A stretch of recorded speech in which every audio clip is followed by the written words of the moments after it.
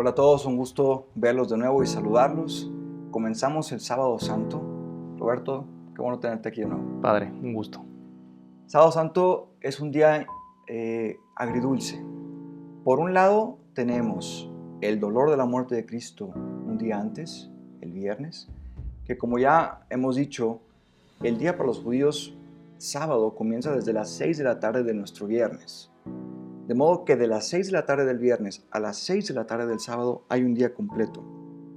Un día que es de espera, que es de dolor, que no se puede trabajar. Un día que pues María Magdalena, María la Madre de Jesús, los discípulos mismos lo pasaron encerrados, quizás con miedo sin poder hacer mucho. Tenemos también la historia de María de Magdalena, como dice a la mañana, ¿no? Si contamos los días y decimos que al tercer día resucita, tenemos viernes, muere, y se cuenta ya como un día. De la tarde del viernes a la tarde del sábado, de 6 de la tarde a 6 de la tarde, viene a ser el segundo día. De modo que el tercer día, que es del sábado a las 6 de la tarde, al domingo a las 6 de la tarde, es el tercer día. Claro. Por eso, el sábado de gloria, la misa se tiene siempre después de las 6 de la tarde. Y se dice que es el tercer día, a pesar de que, según nuestro tiempo, un día antes fue cuando Jesús falleció, ¿no? Bueno, tenemos entonces como las lecturas del día de hoy, sábado, se parecen mucho a las de mañana, domingo, vamos a juntarlas. ¿Qué es este evento de María Magdalena yendo al sepulcro? Supongo que, bueno, pasa el día Shabbat y entonces ella duerme y a la mañana siguiente, ya de madrugada, se dirige a la tumba. María Magdalena, ¿quién es esta mujer? ¿De qué pueblo viene? Hay un lugar Magdala. Claro. Bueno, para mí, María Magdalena fue en la Tierra Santa, pues el punto de encuentro, ¿no? Fue mi punto de conexión de por qué llegué yo a Tierra Santa, ¿no? Por el proyecto Magdala, que generalmente a la gente se le solía llamar del lugar de su pueblo, ¿no? El cananeo, ¿no? Porque venía de Canaán. Entonces, María venía de Magdala, de Migdal, que significa en hebreo torre. ¿Por qué? Porque había una torre, se encontró una torre antigua de observación y era un lugar, así se llamaba la torre, ¿no? Como acá, el del pueblo de la torre, ¿no? Y ella es originaria de ahí. Es importante que el evangelio diga de una mujer que diga de dónde era, porque eso también en la cultura judía no es que fuera tan relevante. Entonces se ve que era una persona cuya familia tenía cierto prestigio en la zona. Y las excavaciones actuales de Magdala es un pueblo que se encuentra en la parte norte del país, en la zona de Galilea, al costado del lago de Galilea. Es un lugar espectacular. Ver un amanecer ahí es una cosa que te renueva y yo por eso entiendo el que Jesús haya querido pasar 3 años predicando ahí, porque es un lugar de ensueño, con unas temperaturas muy elevadas porque es muy húmedo. Y María de Magdala era prácticamente un pueblo que se dedicaban por lo que se han encontrado en las excavaciones. Se han encontrado cosas muy importantes como una sinagoga del siglo I. Posiblemente Jesús y sus apóstoles rezaron ahí, y entonces se puede considerar como la iglesia más antigua del mundo, ¿no? En el sentido de que, pues digo, no oficialmente dicho, pero sí de una manera, digamos, por extensión, ¿no? También se cree que ahí mismo, donde era de María de Magdala, era el lugar donde se tuvo la curación de la hija de Jairo, el jefe de la sinagoga, que no se menciona en el evangelio exactamente dónde pasó, porque muchas veces dicen del otro lado del lago. Claro. Y posiblemente estaban en la zona de Cafarnaún y simplemente es cruzar. Y el lago no es muy grande. Justo es lo que te quería preguntar. Cuando dicen al otro lado del lago, incluso si se movían por barca, ¿cuánto tiempo toma? No, digo, generalmente los pueblos estaban alrededor, ¿no? Entonces estaba Ginosar, estaba tal. En barca a lo mejor te tomará, bueno, en ese entonces remando un poco más, ¿no? Por ahí en la actualidad no es una distancia muy grande. Se puede ver de un lado a otro. Sí, tranquilamente. A lo mejor a lo ancho sí, a lo largo ahí puede ser un poquito más difícil porque también es un fenómeno que ocurre mucho en el lago de Galilea, que se ve mucha como tipo neblina, por decirlo así, porque estás a menos 200 metros sobre el nivel del mar, debajo del nivel del mar. Y entonces hay días en los que ni siquiera puedes ver las montañas que están al lado. Cada día es distinto. De hecho, el color mismo del lago durante el día va cambiando. O sea, no es que sea un color constante, sino de repente en la mañana tiene un color más claro, luego se va haciendo más oscuro. luego parece plateado, o sea, es un espectáculo realmente. Okay. El lago de Galilea, que luego se le conoce también como el mar de El Galilea. mar de Galilea. Y quizás por lo mismo, ¿verdad? Porque se veía demasiado grande. Digo, generalmente también porque, bueno, no es que sea las traducciones, ¿no? A veces en hebreo una misma palabra por extensión significa muchas cosas, ¿no? Okay. Aunque tiene la palabra para mar y para lago, Claro. pero a veces las traducciones así las hacían, ¿no? Y entonces Magdala está algo retirado de Jerusalén. Sí, a unos 200 kilómetros más o menos, que era el pueblo de María Magdalena, ¿no? Entonces, sí es una distancia por lo menos de unos 10, 12 días. Prácticamente fueron a la fiesta de Pascua los apóstoles y después pues, iban a regresar a donde tenían su trabajo, eran pescadores. Que justo por eso mismo, quizás es cuando María Magdalena, estando en el sepulcro, llora, en donde está mi Señor, se lo encuentra, pero más adelante en el Evangelio dirá cómo con los discípulos de Maús se les ha adelantado, ¿no? Jesucristo. Claro, se les ha ido a Galilea, ¿no? Es lo que se suele decir. ¿Por qué? Porque pues, los apóstoles venían de ahí, el círculo cercano a Jesús, él piensa que pues, pasaba todo el tiempo en la zona norte del país y solamente bajaba a Jerusalén, bueno, o subía a Jerusalén para las fiestas. Iba a lo mejor una vez al año, pero prácticamente todo lo que conocemos de los evangelios, el 80% se desenvolvió en la zona del lago de Galilea. De hecho, hay una zona que se le llama la Milla Santa, porque está Cafarnaún, el Primado de Pedro, el Monte de las Bienaventuranzas, es donde están prácticamente todas las iglesias católicas, en ¿no? Galilea. En Galilea están, y prácticamente pues llaman la Milla Santa porque están a una distancia muy corta unas de otras, ¿no? Y Magdala está también un poquito más alejado, pero en 8 minutos en coche hoy en día. Ok. Pues tenemos este momento, entonces, María Magdalena encuentra la tumba vacía. Al parecer también los judíos empiezan a decir y a sobornar a los soldados que estaban ahí: digan ustedes que realmente llegaron los seguidores de Jesucristo, que removieron la piedra y se llevaron el cuerpo, porque pues es el único sepulcro que no tiene un cuerpo. Claro. ¿No? De hecho, cuando se visita el Santo Sepulcro, aunque es un lugar en donde estuvo nuestro Señor, pues no puede decir nadie: aquí está todavía. Claro. ¿No? Y ese es el milagro que estamos experimentando. Dice San Pablo: si Jesucristo no hubiera resucitado de entre los muertos, vana sería nuestra fe. Y entonces también esta miniserie, ¿no? Claro. Sería en vano, porque estaríamos hablando de alguien que efectivamente murió y quedó ahí, y que al visitar el Santo Sepulcro lo podríamos encontrar, pero no es así. Él resucita. La sábana santa incluso tiene pues como una silueta, ¿no? Que dicen que es una energía luminosa que se desprendió muy fuerte y dejó marcado eso. Tenemos el testimonio de Juan y de Pedro, de los dos discípulos, que al escuchar a María Magdalena, uno va corriendo, el más joven Juan, claro. El otro llega un poco después, Pedro, se asoman, ven y creen. De la sábana santa, que también es, digamos, un elemento, si bien no dogmático ni evangélico, pero sí es algo que nos ayuda a creer y que se asocia en ese sentido más a las tradiciones.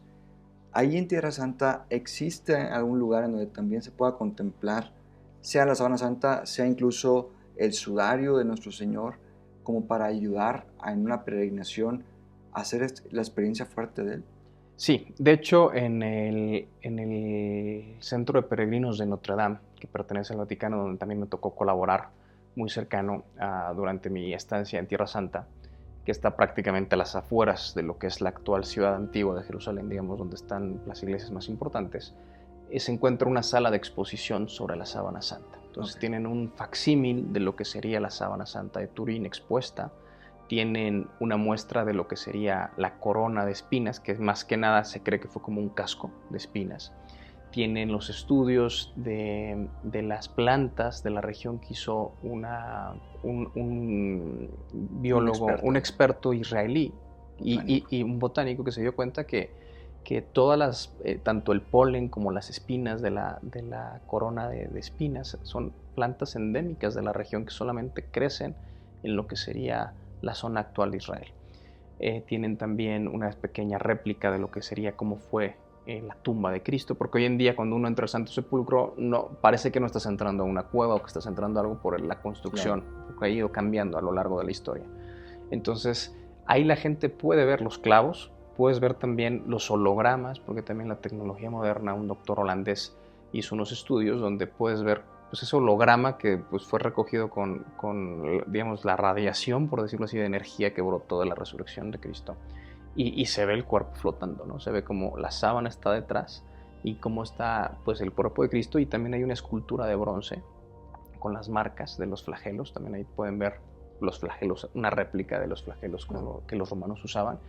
Y a la gente le ayuda mucho. De hecho, nosotros muchas veces cuando llegaban grupos de peregrinos, antes de hacer el recorrido del Via Crucis y de ir al Santo Sepulcro, nuestra plática introductoria era ahí, ¿no? En la noche y al día siguiente vamos a comenzar a tener o misa en el Santo Sepulcro, porque las misas cristianas, católicas, en el Santo Sepulcro son muy temprano de mañana. Okay. A las 5, 5 y media, 6, 6 y media es la última. Ya incluso en el verano a las 7. Que se pueden quedar a dormir, ¿no? Sí, existe la posibilidad. Los franciscanos solamente dejan 10, 20 personas cada día y te tienes que anotar con lista de espera para poder pasar la noche en oración en el Santo Sepulcro.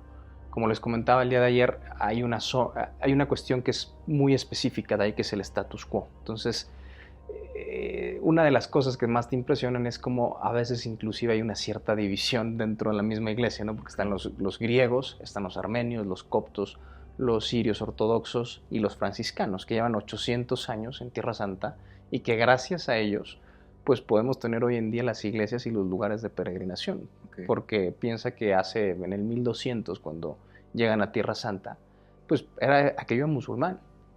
Y San Francisco tuvo un encuentro con el sultán en Egipto y gracias a eso pues más o menos lo dejó entrar pacíficamente. Y gracias a los franciscanos hoy en día tenemos los santuarios. A ellos les debemos que la Tierra Santa todavía tenga vestigios, ¿no? de nuestra fe. Entonces es una cosa impresionante. Y ahí, por ejemplo, cierran las puertas del Santo Sepulcro, dependiendo si es horario de invierno o de verano, a las 7 de la noche y nadie sale. Y nadie entra, hasta te corren, obviamente. Y los que van a hacer su adoración, van a pasar la noche en adoración, tienen que llegar 5 minutos antes, pasan lista, se meten y cierran la puerta. Okay. Y de hecho, un dato curioso de esta puerta del Santo Sepulcro es que las llaves, que son el símbolo del poder, pues quien tiene las llaves de una casa, pues puedes entrar y salir cuando tú quieras. Sí. Entonces, hubo con el Imperio Otomano, había muchos problemas entre las distintas facciones, que si los griegos, que si los católicos, que si los coptos. Y llegó pues el jefe de gobierno de ese entonces y dijo, ¿saben qué? Las llaves se las voy a dar a una familia musulmana y ellos van a abrir y cerrar las puertas. Okay. Y dividieron. ¿Tú qué estabas haciendo? Tú barrías las escaleras a las 10. Bueno, a las 10 barras las escaleras. Tú celebraste misa aquí este día. Ok, ustedes pueden celebrar misa de 6 a tal. Y por eso hoy en día, desde el siglo XVII más o menos, XVIII, 1800 más o menos, fue cuando se promulgó el status quo, se siguen esas mismas normas. Entonces de repente los frailes franciscanos, hay un momento en el que están barriendo las escaleras y ellos preparan el Santo Sepulcro para la ceremonia católica, meten sus focos, meten su altar, meten su mantel, meten absolutamente todo, acaba su tiempo, que es más o menos a las 7, 7 y media, lo más tarde que pueden celebrar la misa, a las 8 a veces también, dependiendo si es verano o invierno, y los griegos entran, y vuelven y ponen ellos sus cosas, o sea, se cambia absolutamente todo. Lugar de la paz. Es el lugar de la paz, es un poco caótico, inclusive el mismo Santo Sepulcro, ¿no? Y de repente ya los franciscanos tienen que dejar donde está el sepulcro y los griegos son los que custodian el sepulcro y son los que se encargan de que los peregrinos entren, te dejan entrar literal 5 segundos y vas para afuera y entra otro. Piensa que una cola a veces en el Santo Sepulcro solamente para tocar la piedra, la fila era más o menos a mí me tocó tener gente que estuvo 3, 4 horas, toda una mañana o toda una tarde. Para tocar la piedra. 3 segundos, 5 segundos, que es lo que te dejan entrar, 10, dependiendo de cómo estaba el día, y vas para afuera. Y hay la oportunidad de tener una misa ahí durante media hora, pues son misas muy estipuladas de 25 minutos literal, y luego tiene que entrar otra misa. Y ahí sí puedes estar media hora dentro. Es un lugar muy pequeño, o sea, literal cabrán 3 personas dentro, el sacerdote y a lo mejor 2 o 3 personas detrás de él. Y ahí tienes la lápida. Y ya tener misa es un privilegio. O sea... Tener una misa, a mí me ha tocado varias veces poder estar ahí. Tener una misa en el Santo Sepulcro, recibir la comunión, son 2 cámaras. Digamos, la cámara principal, que era donde se cree que prepararon el cuerpo de Cristo, es un poco más amplia. Y luego está ya, tienes que agacharte y entrar a la cámara mortuoria, que es donde está la lápida. Que es en donde entran los 2 discípulos, ven y creen, ¿verdad? Sí. Este día, el Sábado Santo, la liturgia también nos ofrece un texto precioso. No se sabe de quién exactamente, pero es una homilía del Sábado Santo. Y es una homilía maravillosa porque Jesucristo va con Adán, desciende al Sheol, que es este lugar de los muertos, y entonces le dice, tú estás llamado a vivir y yo te vengo a sacar de aquí. Y así también a los profetas y así también a todas las personas de buena voluntad que en la historia quisieron encontrarse con Dios. No es que van al infierno, pero las puertas del cielo las abre Jesucristo. Entonces esa humildad también se la recomiendo mucho para que la busquen. Quisiera adelantarme un poco a esta historia de María Magdalena, que ya sabemos que después está el tema de los discípulos de Maús, pero ya en un contexto quizás de más alegría de la resurrección, ¿no? Claro. Que se encuentra con los discípulos en varios lugares, pero hay una escena en concreto que siempre me ha cautivado, que es la que aparece en el Evangelio de San Juan, capítulo 21, cuando está a la orilla del lago con sus discípulos y le pregunta a Pedro, ¿me amas? Ya 3 veces lo negó y ahora 3 veces lo va a confirmar. ¿Hay alguna tradición de en dónde se dio ese hecho? Así, de hecho, hay una iglesia que se llama la Primacía de Pedro, ¿no? Que está a las orillas del lago de Galilea, en esta Milla Santa que te hablaba, donde se encuentra el santuario de la multiplicación de los panes y de los peces, que lo tienen los benedictinos alemanes. Luego está el santuario franciscano de la Primacía de Pedro y un poquito más adelante Cafarnaúm, ¿no? Que se encuentra la sinagoga antigua, la iglesia actual y el polo de Cafarnaúm. Y en ese lugar se recuerda el hecho, ¿no? De que estaban ahí Jesús les prepara el desayuno y los apóstoles pues regresan al mar a pescar, ¿no? Diciendo, pues vamos a regresar a nuestra vida de antes. Es que es tremendo eso. Y perdona que te corte aquí un poco, pero cuando uno lee el Evangelio y sobre todo la palabra griega, cuando Pedro le dice a los suyos, voy a pescar, ese voy a pescar es indefinido. O sea, usa un tiempo en el que no dice, vuelvo ahora, salí pero regreso, es voy a pescar. Cabría preguntarnos si realmente Pedro en ese momento estaba pensando, porque no había visto todavía a nuestro Señor, si ya iba a dejar la vida que había recibido de Jesucristo. Sale a pescar y por eso ese encuentro es maravilloso. Sí. Y ese lugar creo que no lo conozco personalmente, pero cuando llegas ahí... Es una oportunidad también para los peregrinos de poder meterse un poco, o por lo menos mojan sus pies en el lago de Galilea, porque muchos lugares no te permiten el fácil acceso porque hay piedras o hay colinitas, ¿no? Pero ahí hay como una especie de playa de piedra, por decirlo así, y la gente, pues, ves a muchas personas que se descalzan, se suben un poco los pantalones y se meten sus pies para tocar el lago de Galilea, ¿no? Y ahí está la piedra donde se cree, ¿no? que tuvieron el desayuno los discípulos, que se llama la Mensa Christi, la mesa de Cristo. La mesa de Cristo, sí. Y además de la piedra en donde se supone esto, que tuvieron el desayuno, en el Evangelio, bueno, dice, Jesucristo preparó incluso el pescado, ¿no? Claro. Qué maravilla. Pero ¿qué más hay? Además de eso, está la iglesia, se puede celebrar misa ahí. Sí, hay distintos altares, es un lugar muy bonito, o sea, tiene jardines y tiene distintos altares y tienes la vista del lago de Galilea, que es espectacular. No la ves en su totalidad, pero sientes, ¿no? el oleaje que de repente llega a ver del mismo mar de Galilea.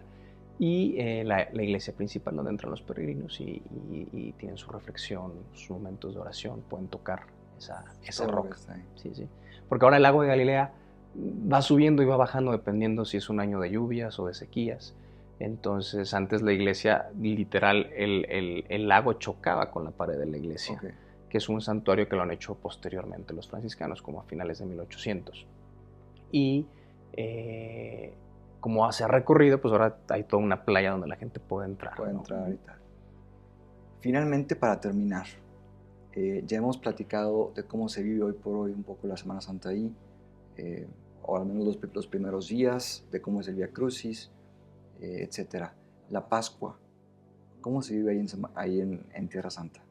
¿Cuál es la iglesia en donde se hace la celebración más grande, claro, en donde se dice Jesucristo ha resucitado?